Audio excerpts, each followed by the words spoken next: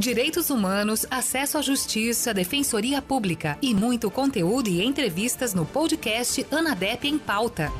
Aqui você ficará por dentro das principais novidades relacionadas à atuação da Associação Nacional das Defensoras e Defensores Públicos, uma das maiores entidades de classe da América Latina. Para saber mais, acesse nosso site anadep.org.br. Bem-vindas e bem-vindos a mais um episódio do quadro Histórias de Defensora e de Defensor, Causos e Narrativas de Sangue Verde. Neste episódio, vamos falar sobre a criação e implementação da Defensoria Pública de São Paulo. Para isto, o convidado desta edição é o Defensor Público do Estado, Vittore, e a primeira Defensora Pública Geral da Defensoria de São Paulo, Cristina Guelfi. Ambos estiveram, juntamente com outros colegas, no movimento de criação da instituição no Estado. Bem-vindos!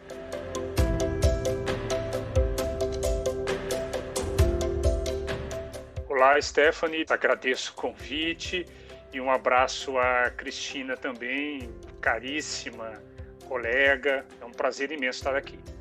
Olá, Stephanie, Vittore, é um prazer enorme, uma grande honra estar aqui participando dessa nossa conversa. Nós que agradecemos e vamos começar então a nossa entrevista. Primeira pergunta que eu direciono ao Vittore, que a gente quer saber que após, a promulgação da Constituição de 88, São Paulo ainda mantinha a Procuradoria de Assistência Judiciária para atender a população do Estado. E quando começou, de fato, o movimento para a criação da Defensoria Pública de São Paulo? Quem foram as pessoas, as entidades envolvidas na época? Quando que foi isso e como que isso começou? Stephanie, eu me lembro que, no meu caso, pessoalmente, eu queria ser defensor público, embora não compreendesse ainda o que era a defensoria, estou falando isso no início dos anos 90, quando eu me formei, e a opção em São Paulo era a Procuradoria do Estado. Eu prestei esse concurso, juntamente com a Cristina, juntamente com o Antônio Mafezoli, que foi presidente da ANADEP, e vários outros colegas. Nós ingressamos na Procuradoria do Estado, portanto, nós três, em 1994, e fomos trabalhar os três na Procuradoria de Assistência Judiciária, que era o órgão da Procuradoria do Estado de São Paulo, que se voltava à prestação de assistência, à época a gente chamava de prestação de assistência judiciária. Aliás, o órgão tinha este nome, Procuradoria de Assistência Judiciária, em que pese a Constituição já estabelecer a prestação de assistência jurídica, evidentemente com outro conceito. E no começo, claro, nós éramos muito novos, tentamos entender o que era a PAJ. Eu falo por mim agora, eu gostei muito do trabalho naquele início, mas em pouco tempo a gente começou a identificar uma série de limites, para a atuação independente da própria PAJ. E aí nós começamos a discutir defensoria pública. Não sei se a Cristina vai se recordar, o primeiro debate, a primeira conversa que nós tivemos, eu, Cristina, Antônio e outros colegas, foi num seminário. Você lembra disso, Cristina? Foi num seminário na USP, organizado pelo Núcleo de Estudos da Violência da USP, tendo à frente a Beatriz Afonso, foi uma pessoa importantíssima depois para o movimento pela criação da Defensoria Pública, que foi na Faculdade de Direito da USP. E neste encontro compareceram alguns defensores públicos gerais de outros estados, que vieram debater conosco o que era a Defensoria Pública. Aquilo foi absolutamente inovador, E a partir daquele momento, nós começamos a discutir entre nós quais eram as possíveis estratégias para a gente trazer esse debate para São Paulo. E aí, alguns de nós, eu e o Antônio, fomos eleitos para a diretoria do Sindicato dos Procuradores do Estado, e de pronto levantamos essa bandeira, a criação da Defensoria Pública em São Paulo. E passamos a dialogar, todos nós, com várias entidades da sociedade civil, e a partir daí o movimento foi lançado. Então eu me lembro desses primeiros passos, a participação muito importante de defensores gerais de outros estados e uma participação super importante da ANADEP. Eu me lembro que eu e o Antônio fomos a uma reunião da ANADEP e do CONDEG em Brasília, elas aconteceram paralelamente, e foi assim absolutamente impressionante quando nós descobrimos, eu costumo usar essa expressão, que havia vida além muros. Né? Quando nós saímos do Estado e descobrimos que havia um movimento articulado no Brasil, em torno da ANADEP, em torno do CONDEG, para fortalecimento das defensorias públicas, criação de defensorias públicas em alguns estados que não havia, aquilo foi muito impressionante, né? Foi muito legal. Perfeito.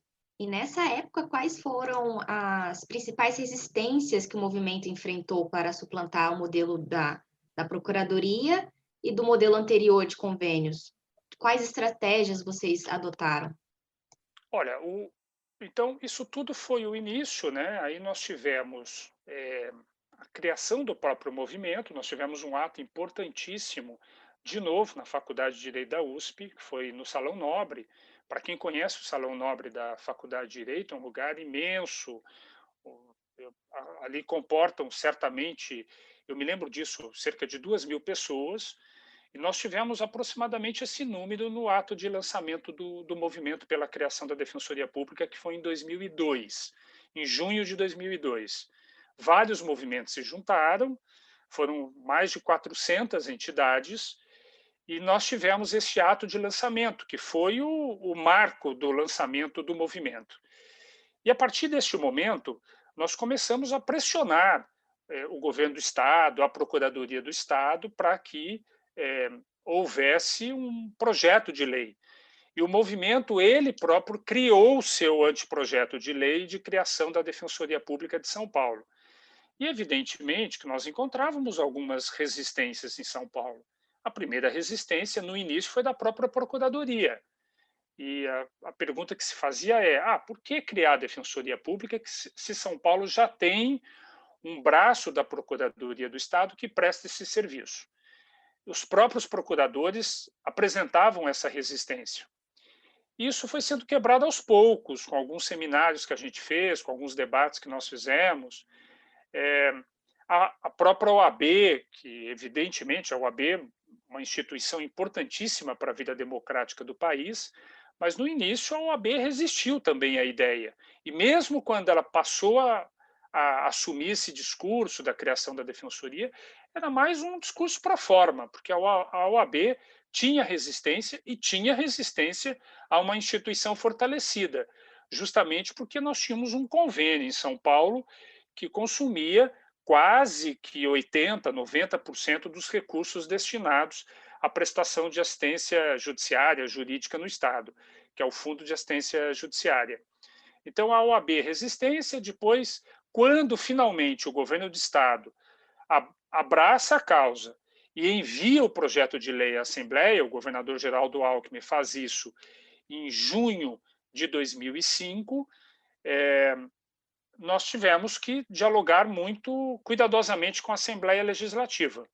E ali na Assembleia Legislativa nós tivemos também problemas com algumas entidades que representavam determinados segmentos de servidores públicos no Estado que queriam se transformar em defensores públicos.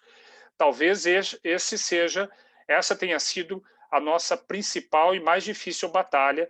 A Cristina vai se lembrar. Não só para a aprovação do projeto na versão que ele saiu do governo do Estado, que foi muito negociado com o movimento pela criação da Defensoria Pública, muito do que o movimento discutiu em termos de democratização dessa instituição estava no projeto, o que não estava nós conseguimos mudar também com emendas dentro da Assembleia Legislativa, mas a principal dificuldade, sem dúvida, foram esses servidores do Estado que queriam se transformar em defensores públicos.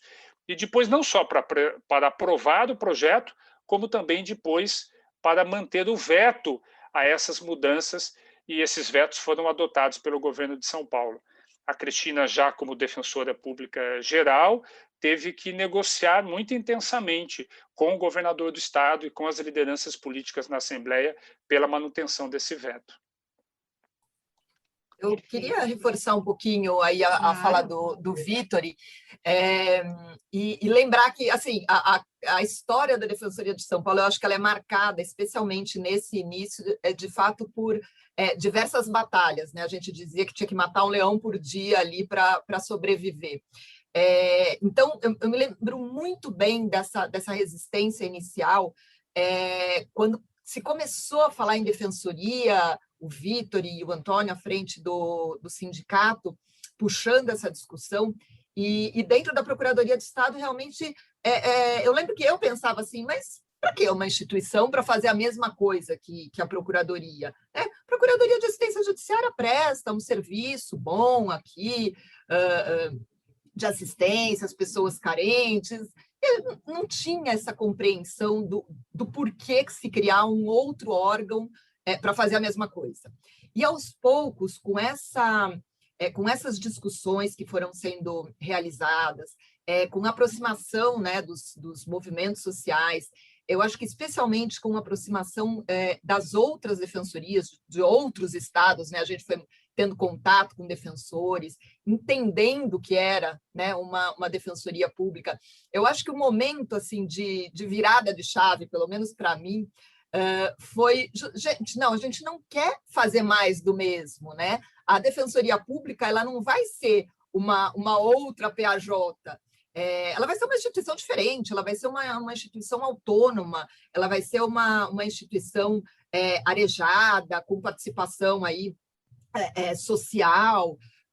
Então, a gente não quer fazer mais do mesmo, né? E essa instituição, com essas características, demonstrava-se uma potência muito grande, né? Uma possibilidade muito grande de fazer diferente e de prestar um serviço com mais qualidade, com mais possibilidades, né? Então, eu me recordo muito disso, que foi nesse momento, quando eu tive essa percepção, e acho que, né, a partir daí, não só eu, mas diversas pessoas participando dessas discussões perceberam isso, que não era uma repetição, né? Era uma instituição diferente, com possibilidades de prestar um serviço com uma melhor qualidade.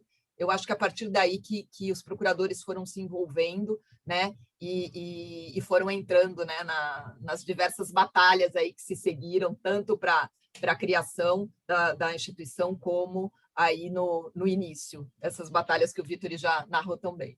E teve um momento histórico muito importante, que foi justamente nesse período, que foi a aprovação da emenda constitucional número 45. Ela é aprovada e editada no final de 2004, conferindo as autonomias às defensorias públicas estaduais. No início, as defensorias públicas estaduais, hoje, isso está consagrado para a Defensoria da União e, evidentemente, a todas as defensorias dos estados. E o projeto de lei de São Paulo, quando ele é apresentado na Assembleia, ele já vem com essas autonomias. Então, imagina, nós não tínhamos a menor noção do que era verdadeiramente uma instituição autônoma, com o seu líder máximo, o defensor-geral, a defensora-geral, eleita pelos seus pares, com autonomia administrativa, com autonomia orçamentária, definindo os rumos da instituição.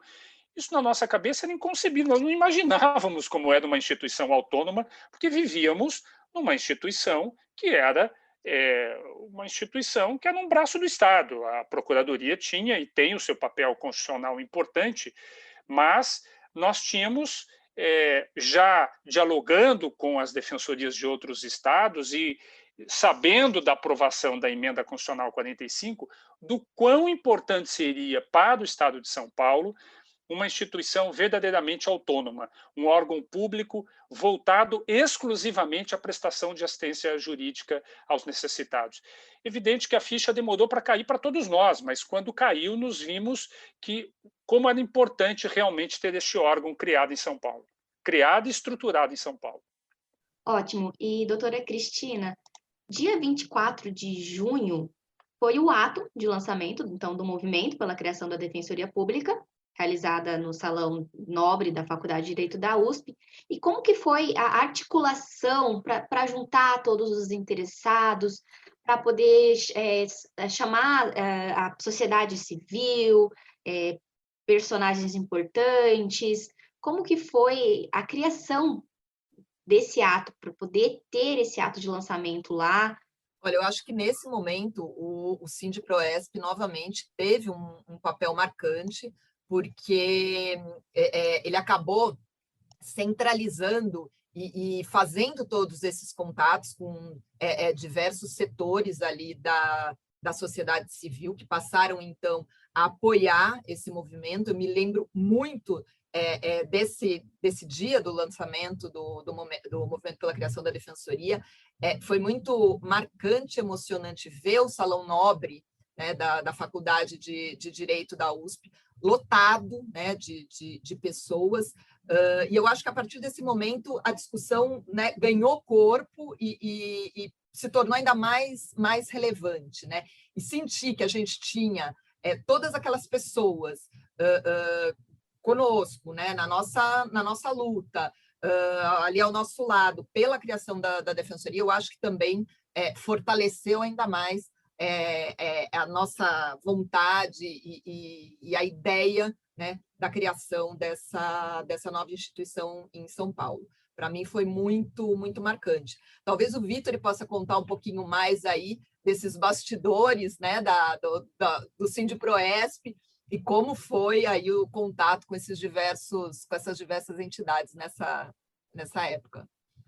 Eu me lembro, teve um momento de muita apreensão no lançamento do ato, porque a gente não sabia quantas pessoas viriam, se seria um fracasso aquilo.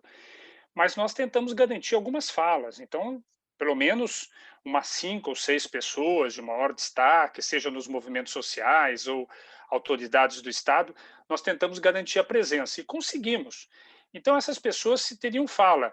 A questão é que, quando nós chegamos lá, e o evento foi muito prestigiado, com muita gente, as pessoas quiseram falar. Nós abrimos a palavra e as pessoas quiseram falar. E lá pelas tantas, a coisa foi se desorganizando de uma forma tal que nós tivemos que começar a limitar o número de falas e o tempo de fala.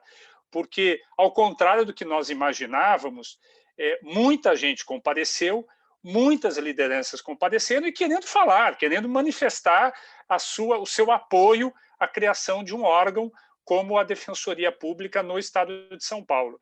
Então, no final, o ato acabou sendo um ato um tanto quanto desorganizado, mas foi uma desorganização organizada, que acabou mostrando força, um ato que deu muita força para o movimento, verdadeiramente nos impulsionou para que nós continuássemos colocando esse bloco na rua, para que o movimento desse este corpo, né?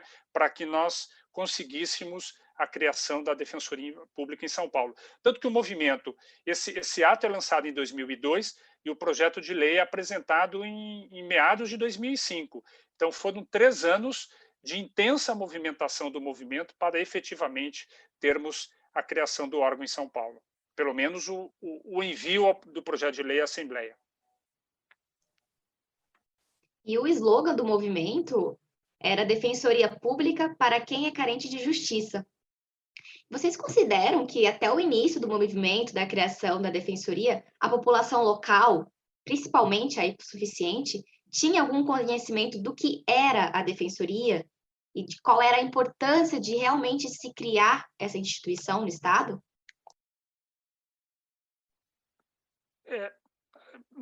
A gente costumava dizer, né, o trabalho da PAJ era um trabalho super importante, mas não era tão divulgado, até porque tinha um limite de atendimento, isso era um debate entre nós, as pessoas tinham um certo receio quando o trabalho da PAJ era divulgado nas mídias sociais, na televisão. Isso foi completamente superado com a Defensoria Pública. Se cabe à Defensoria atender a população necessitada, vamos fazer isso. E eu me lembro que logo que a Defensoria foi criada, aumentou muito o número de atendimentos. Nós fazíamos o atendimento inicial na Liberdade 32 e nos primeiros meses aquilo foi um caos. A Cristina há de se lembrar, ela era a defensora-geral. Neste início, eu era o segundo sub, a pessoa responsável pela coordenação do atendimento na capital e na Grande São Paulo, da organização do serviço na capital e na Grande São Paulo. Isso, para nós, foi um caos no início, né, quando se aumentou muito a nossa demanda. Mas, evidentemente, que era a nossa missão, mostrar à população carente de São Paulo que havia um órgão que poderia e deveria promover o acesso à justiça das pessoas mais necessitadas. E este conceito de oferecer um serviço de qualidade à população necessitada esteve presente em todo o debate pela criação do movimento, inclusive na formulação do seu slogan. Nós pedimos a contribuição de alguns amigos que eram publicitários. Esse trabalho foi totalmente pro bono, totalmente gratuito, nós não tínhamos recursos, os recursos eram extremamente limitados, eram os recursos do Sindiproesp, evidentemente que o Sindiproesp tinha outras prioridades, porque representava os procuradores do Estado, então nós tínhamos que, no tocante ao nosso orçamento, tínhamos também limites ali para gastar os recursos do sindicato, e eu me lembro que esse slogan, eles foram feitos por amigos publicitários, amigos que trabalhavam no mercado de publicidade e que fizeram, repito, gratuitamente. Nós discutimos com eles e eles foram dando as ideias e este slogan, uma instituição voltada para quem é carente de justiça, foi essa ideia, empoderar as pessoas que eram as pessoas que mais precisavam da prestação de assistência jurídica, que mais precisavam acessar o sistema de justiça, e a ideia do logo e a ideia do movimento se casou muito com a necessidade do empoderamento das pessoas que mais precisavam. Foi muito legal este início, muito legal. Nós mobilizamos muita gente. E pessoas que tinham esse ideário, né? Nós precisamos fortalecer, precisamos criar e fortalecer um órgão que vai buscar o acesso à justiça às pessoas que mais precisam. Doutora Cristina, depois desse ato, vocês fizeram um projeto de lei, enviaram à Assembleia Legislativa. Como que foram as articulações dentro da casa? Teve algum deputado, alguma deputada que tenha realmente abraçado a causa junto ao movimento? Olha, aí começou a nossa outra batalha, né? Que era ir constantemente à Assembleia Legislativa. A LESP foi uma aliada muito importante e nós fazíamos com muita frequência essa conversa, essa visita aos deputados e às deputadas, explicando, né, exatamente tudo isso que a gente está falando aqui, né? O porquê da necessidade de criação de uma outra instituição, quais seriam os diferenciais dessa instituição. Então, a gente teve parceiros muito importantes ali dentro da casa e vencemos aí as batalhas que eram colocadas para a gente. Foi uma articulação bastante difícil, né? Mas eu acho que com essas conversas, com esse convencimento, mostrando qual era realmente a intenção da criação da Defensoria em São Paulo, quais seriam os diferenciais da instituição no Estado, eu acho que a gente acabou conseguindo muitos aliados importantes ali e conseguimos a aprovação da nossa lei orgânica. Eu vou contar uma história. Muitas histórias, eu ia lembrar. Eu vou contar uma história. Muitas histórias para contar. E quando o projeto foi aprovado, aprovado com emendas, e uma das emendas previa justamente a incorporação desses servidores públicos que não atuavam, não prestavam assistência sequer judiciária aos necessitados, era a carreira de advogados da FUNAP e de orientadores trabalhistas. E, dentre as emendas aprovadas, essas carreiras eles se transformariam em defensores públicos. Ou seja, dos 400 cargos originalmente previstos, quase todos seriam ocupados por esses servidores. Mas o governador vetou, e nós concordamos, nós do movimento, isso foi bastante discutido, nós concordamos com a votação do projeto final, com a emenda, foi a forma pela qual o projeto tinha, a forma pela qual o projeto poderia ser aprovado era com essa emenda, porque havia muita pressão desses segmentos na Assembleia. E o governador vetou. O problema é que houve uma mudança no governo de São Paulo, o governador Geraldo Alckmin se desincompatibilizou para ser candidato à presidência da República e assumiu o vice, o governador Geraldo Lembo. O governador Lembo, Cláudio Lembo. E aí houve uma mudança nas forças políticas dentro da Assembleia. E eu me lembro quando a Cristina, ela vai se lembrar disso, recebe um telefonema do governador Lembo, dizendo a ela: Cristina, lamentavelmente o veto vai cair e esses servidores vão se transformar em defensores públicos. Então, nós corremos para a Assembleia Legislativa, toda a instituição que se resumia a 87 defensores públicos, praticamente todos nós ocupamos a Assembleia Legislativa, exceto aqueles que tiveram que ficar em audiências, nas suas atividades, atendimento e tal, mas fomos para lá e ficamos lá algumas semanas para tentar garantir a manutenção desse veto. Mas entramos em pânico, quando o próprio governador avisou a Cristina: olha, Cristina, lamentavelmente os vetos vão cair. E aquilo seria um golpe muito duro na instituição, quando nós já estávamos planejando fazer o primeiro concurso e não sequer poderíamos, porque todos os novos cargos seriam ocupados por esses segmentos. Mas, felizmente, com muito esforço de todos nós, liderados pela Cristina, conseguimos a manutenção deste veto e aí conseguimos organizar os primeiros concursos. Olha, Vitor, esse realmente foi um dos momentos mais tensos. Eu senti até um aperto no coração aqui a hora que você falou, porque foi um dos momentos mais tensos, realmente. A gente estava numa reunião, se não me engano, e saímos todos, paramos a reunião na metade para ir para a Assembleia, e por lá ficamos muitos dias até conseguir aí a manutenção da situação. A lei complementar que criou a Defensoria Pública do Estado de São Paulo, ela foi de 2006 e ela é o número 988.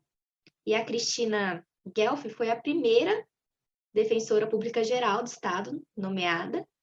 Então, doutora Cristina, quais foram os principais desafios da sua gestão? Depois de todos os desafios para a criação da Defensoria, né? Uma vez que a Defensoria de São Paulo foi criada, começaram os desafios, então, para a implementação da instituição.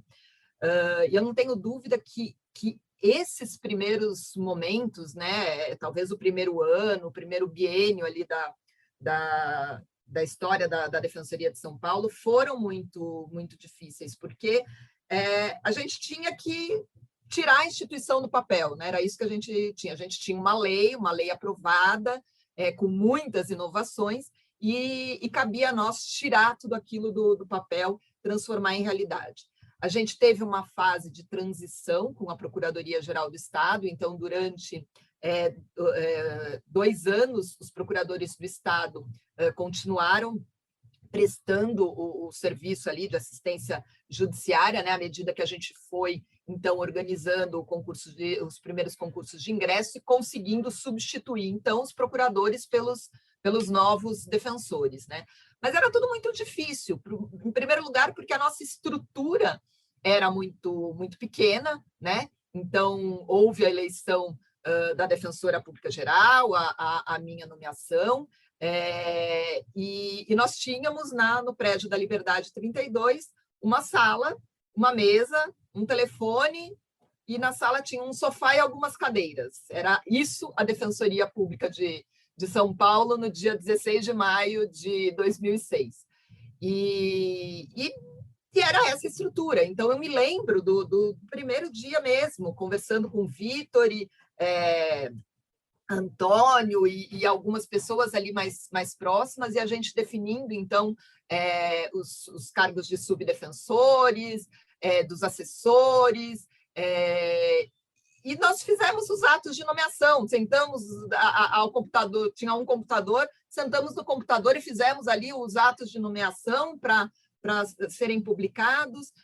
Depois começamos a pensar em passos maiores, como a organização do concurso de ingresso, que também foi um grande desafio. Nós não tínhamos sequer orçamento, né? Naquele ano ainda o nosso orçamento era o da Procuradoria-Geral do Estado, então nós ainda tínhamos que manter essa conversa com a Procuradoria para que houvesse ali um entendimento de como a gente poderia fazer as coisas, e tivemos muitas dificuldades ali na organização do primeiro concurso, não tínhamos como fazer a retribuição pecuniária, e aí, enfim, em conversa com a própria instituição que realizou o concurso, conseguimos ali saídas jurídicas possíveis para a nossa situação, e organizamos o primeiro concurso e conseguimos dar posse aí a mais de 300 novos defensores no primeiro concurso para conseguir fazer essa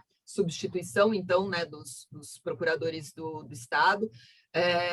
Depois começamos a pensar na criação do quadro de apoio. A Procuradoria do Estado também tinha a Defensoria Pública também tinha alguns poucos servidores cedidos pela Procuradoria do Estado, mas também teriam que retornar, né, à instituição. Então, também trabalhamos aí na criação de um projeto de lei para que criasse um quadro de apoio com oficiais de defensoria, com agentes de defensoria, pensando também na criação dos centros de atendimento multidisciplinares, então, pensando em psicólogos, assistentes sociais, também foi uma batalha bastante importante que nós acabamos vencendo com a aprovação da criação do nosso quadro de apoio. Enfim, tiveram as primeiras locações, então, inicialmente, nós ocupamos também os espaços da Procuradoria do Estado, onde já estavam instalados postos da PAJ, mas verificamos em grande parte das cidades que havia necessidade de realização de novas locações, de espaços mais adequados, espaços acessíveis, espaços onde houvesse ali um acolhimento adequado, né, do nosso público. Então, também fomos buscando essas novas sedes, né, para atendimento. Enfim, aquisição dos móveis, de novos computadores, tudo isso lembrando que nós éramos pessoas do direito, com pouca experiência administrativa, um ou outro de nós ali já tinha participado, tinha alguma experiência na área administrativa, eu com zero experiência, até então eu era uma procuradora do Estado e, a partir daquela data, uma defensora pública da área da família, né? Então, tudo era muito difícil, tudo era muito pensado, tudo era feito com muito cuidado, nós tínhamos muito contato com o Tribunal de Contas, né? Muitas reuniões com o Tribunal de Contas para que a gente tivesse a certeza de que a gente estava indo no caminho certo. Enfim, acho que esse é um pouco do panorama inicial ali do nosso começo. Ótimo. A doutora Cristina falou, então, um pouquinho, né, como foi desenhado o primeiro concurso e as lutas que tiveram que ser feitas depois, burocráticas. E, doutor Vitório, fala para a gente um pouco mais sobre como que foi esse primeiro concurso, como que foi desenhado, quantas pessoas foram empossadas à época. Eu sei que algumas procuradoras e alguns procuradores migraram da Procuradoria-Geral do Estado para a Defensoria Pública. Você se recorda de algum nome? Conta um pouco mais para a gente. Nós éramos... A lei, quando foi criada, a 988, previu originalmente 400 cargos. E daqueles que migraram da Procuradoria de Assistência Judiciária para a nova instituição, foram 87 colegas, entre os quais eu, a Cristina Guelfi, o Antônio Maffezoli, o Renato De Vito, o David Depinet, que foi defensor-geral, a Daniela Solberger, que também foi defensora-geral, Carlos Veis, que foi corregedor-geral, vários colegas importantes que deram esse impulso inicial à instituição. Eu estou aqui certamente sendo injusto, porque a lista é enorme de colegas importantes neste início. Mas, como a Cristina apontou, nós tínhamos alguma experiência política. Eu e a Cristina tínhamos sido conselheiros na Procuradoria do Estado, conselheiros eleitos. Eu me lembro que o Antônio também tinha sido eleito. Eu e a Cristina fomos eleitos 2 vezes, né, Cristina, conselheiros, em 2 mandatos distintos. Eu tinha presidido o Sindicato dos Procuradores. Alguns de nós atuávamos no grupo da Procuradoria de Direitos Humanos. Então, ali também foi um polo importante de discussão da criação da Defensoria Pública, mas nós não tínhamos nenhuma experiência administrativa, como apontou a Cristina. As nossas dificuldades, como ela disse, foram básicas. Os problemas eram imensos, mas as nossas dificuldades iniciais eram básicas. Ela citou aqui as nossas nomeações para os respectivos cargos. Nós não tínhamos espaço no Diário Oficial do Estado, porque a instituição não existia até 15 de maio de 2006. Então, as primeiras publicações, nós tivemos que negociar com a imprensa oficial do Estado o nosso espaço dentro do Diário Oficial. Então, eram dificuldades iniciais muito básicas, para não dizer as complexas, como manejar o orçamento. E, no início, nós não tínhamos orçamento, né? Nós viemos a ter orçamento no ano seguinte, em 2007, aliás, em 2008, porque a lei é de 2006, aliás, isso mesmo, em 2007, que nós tivemos o nosso primeiro orçamento. E a primeira dificuldade para o concurso de ingresso foi o orçamento. Nós não tínhamos orçamento, a Cristina apontou bem, como construir juridicamente um contrato sem orçamento, mas conseguimos, com o apoio de vários colegas de fora da instituição. Nós fomos buscar apoio técnico em professores, em colegas que tinham experiência na área administrativa da PGE, especialmente na área de consultoria, e conseguimos ali montar essa saída jurídica para a realização do concurso. E aí, se não bastassem as dificuldades administrativas, eu me lembro que tivemos um episódio em que, no meio do concurso, edital publicado, saiu uma liminar interrompendo o concurso. Porque realmente nós tínhamos um problema na lei de igualdade frente aos estagiários do Ministério Público e da magistratura frente aos estagiários da Procuradoria do Estado e da própria OAB. Essa diferenciação estava na lei. Havia um problema na lei.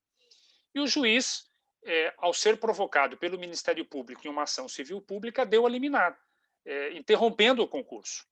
E aí nós nos voltamos uns para os outros, Cristina, e agora? O que a gente faz? Né? Com uma liminar proibindo o concurso, e nós pressionados pela própria Procuradoria, porque tínhamos que substituir os procuradores que estavam na fase de transição. E aí fomos negociar com o Ministério Público a mudança da lei, aliás, não só a mudança da lei, mas a mudança do edital e da lei, e conseguimos de pronto a mudança do edital num TAC, e com isso destravamos o acordo. E eu me lembro que quando nós fomos negociar com o Ministério Público, situado ali na região da Paulista, nós saímos do centro de São Paulo, numa Elbinha, num carro muito caindo aos pedaços da época da PAJ, com um funcionário da Procuradoria muito simpático, um funcionário que nos apoiou muito no início, e fomos para a reunião nessa Elba. Eu, Renato De Vito e a Márcia Garuti. O Renato De Vito é do primeiro sub, eu era do segundo sub, a Márcia De Vito era a nossa assessora jurídica. E no caminho, saindo, quase entrando na Rua da Consolação, uma rua conhecida em São Paulo, a Elba pifa. Ela para de funcionar, sem mais nem menos, e começa a sair uma fumaça do motor. Quando a Márcia diz assim, será que essa é a fumaça do bom direito e que vai nos ajudar a conseguir resolver o problema com o Ministério Público?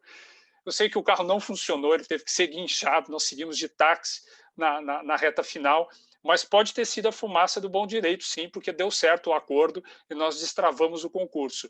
E o concurso foi feito e, neste primeiro concurso, nós conseguimos prover cerca de 220 novos colegas que ingressaram na instituição. Então, logo em 2007, com os 87 ex-procuradores que fizeram opção pela nova instituição, mais os 220 colegas aprovados, logo em 2007, em meados de 2007, nós já tínhamos 300 novos defensores públicos na instituição. E é muito bom nós vermos que a primeira defensora geral foi uma mulher. E, então, doutora Cristina, como que você observa a questão da equidade de gênero dentro da defensoria e o que você acha que precisa ser feito para a gente poder ampliar a participação de mulheres nos espaços de poder dentro da instituição? Olha, eu acho que, muito embora a Defensoria Pública seja uma instituição jovem, né, a instituição mais nova dentro do sistema de justiça, e formada por pessoas jovens, por muitas pessoas jovens, eu acho que a instituição muitas vezes acaba repetindo os padrões de desigualdade que estão aí enraizados, né, na nossa sociedade, em outras instituições mais conservadoras. O CNJ fez uma pesquisa em 2019 que foi chamada de Diagnóstico da Participação Feminina no Poder Judiciário.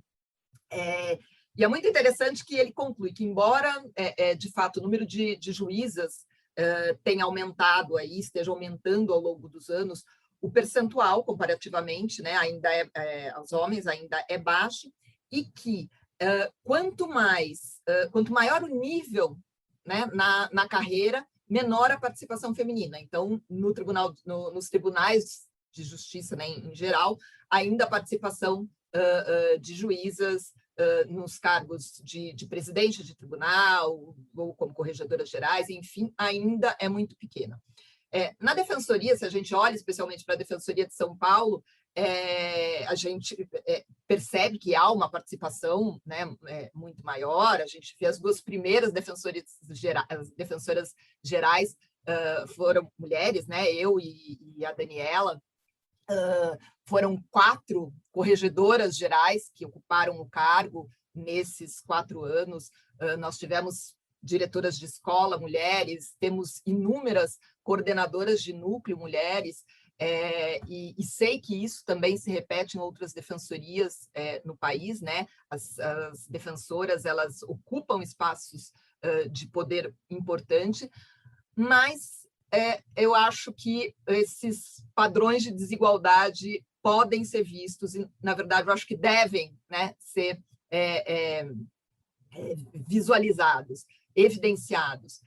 Porque, por exemplo, se a gente pega o Conselho da Defensoria Pública de São Paulo, historicamente ele é formado majoritariamente por homens, né? Durante esses 15 anos, foram poucas as composições onde nós tivemos a maioria de mulheres. Atualmente, ele é formado majoritariamente por homens. Nós temos apenas 3 mulheres, sendo que apenas uma conselheira eleita, conselheira mulher eleita.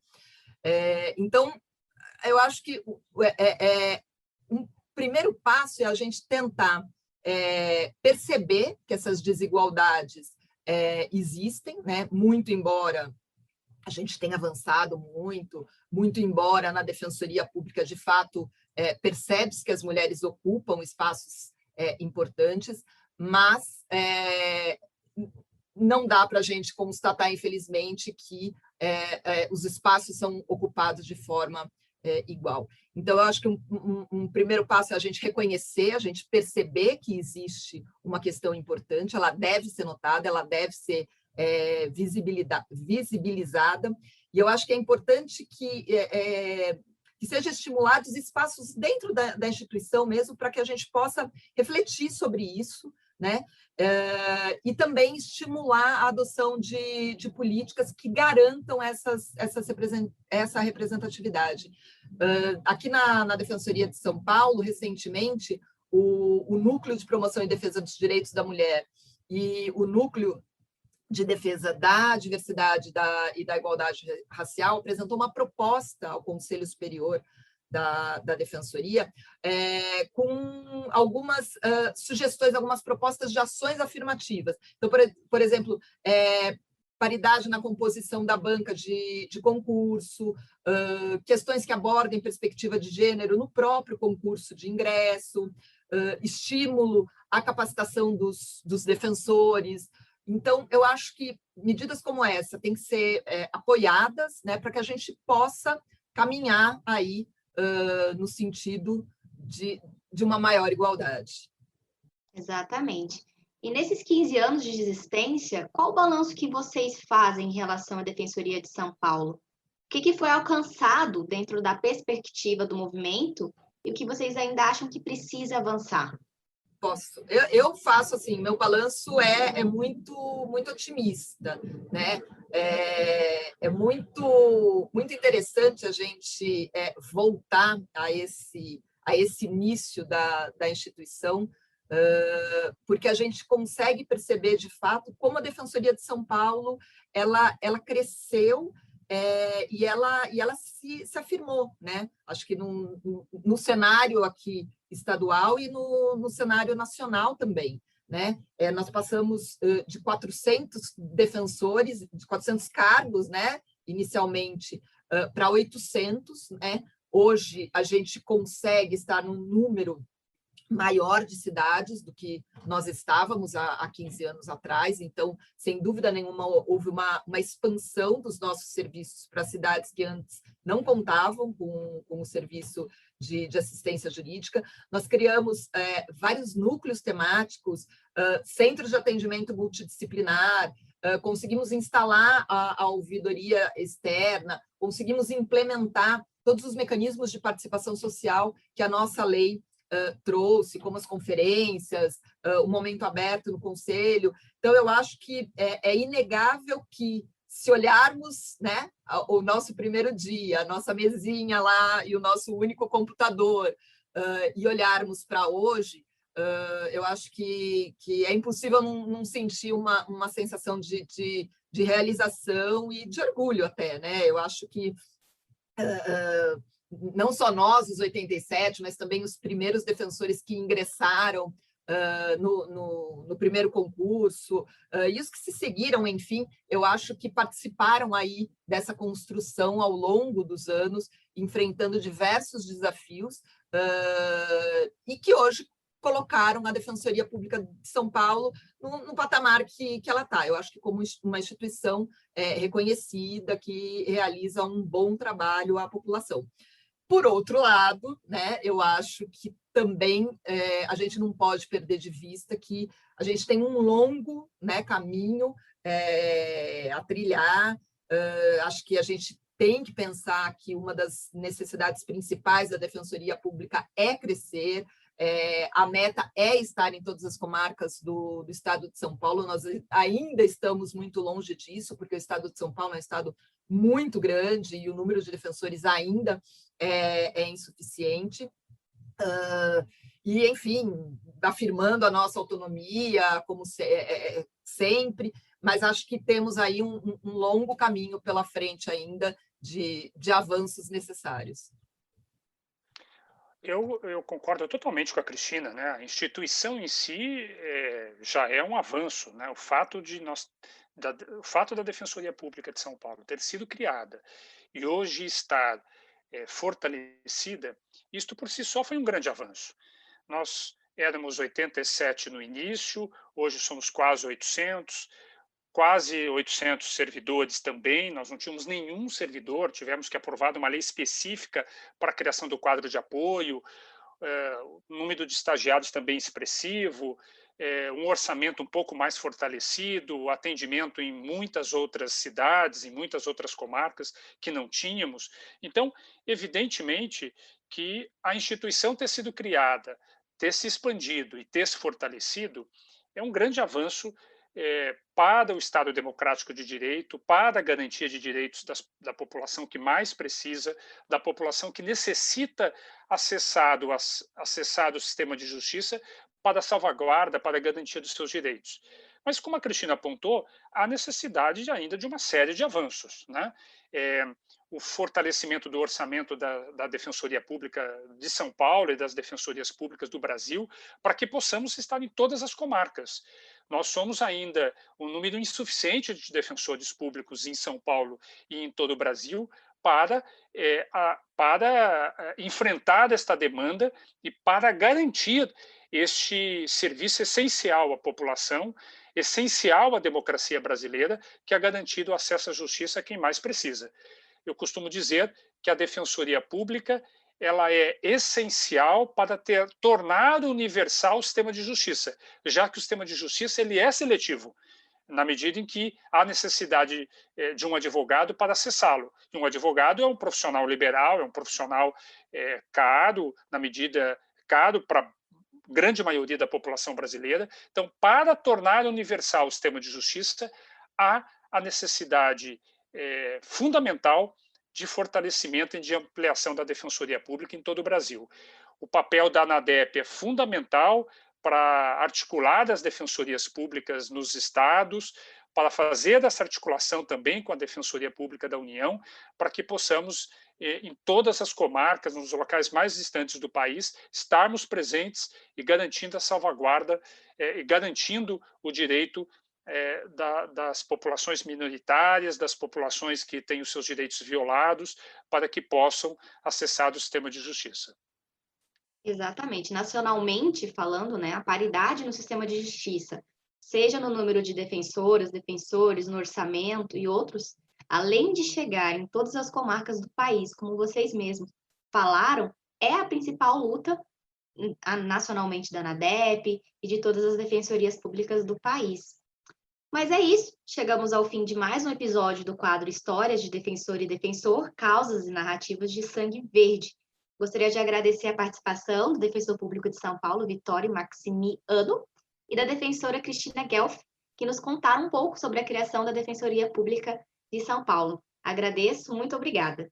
Eu que agradeço também, Stephanie, a vocês da ANADEP, essa oportunidade da gente contar um pouquinho da história da Defensoria de São Paulo, que é também a história da Defensoria Pública do Brasil, e compartilhar esse espaço com a minha queridíssima amiga Cristina Guelf, que foi fundamental para esse processo, não apenas nos seus primeiros 4 anos, em que ela nos liderou como Defensora Pública Geral, mas ao longo desses 15 anos, no período do movimento. A Cristina foi uma pessoa importantíssima para que a Defensoria Pública de São Paulo esteja onde ela está hoje. Um abraço a Cristina, um abraço a você e a todos os ouvintes desse podcast da ANADEP. Eu agradeço também, Stephanie, o convite da ANADEP. Foi muito, muito prazeroso lembrar dessas histórias e poder falar um pouco da Defensoria de São Paulo. Agradeço ao Vittorio pelas palavras, mas quero registrar aqui que o trabalho nunca é de um só. Eu estava à frente da Defensoria naquele momento, mas tinha um time muito aguerrido, muito combativo, né? E eu acho que como time conseguimos aí vencer as diversas batalhas que fomos enfrentando ao longo desses anos. E o time vem crescendo e acho que se fortalecendo, e acho que nacionalmente eu acho que vamos vencendo as batalhas à medida que elas chegam, e é isso. Continuamos aí na luta pelo fortalecimento da Defensoria. Então é isso, aos nossos ouvintes, continuem nos acompanhando nas redes sociais e até a próxima entrevista. Obrigada!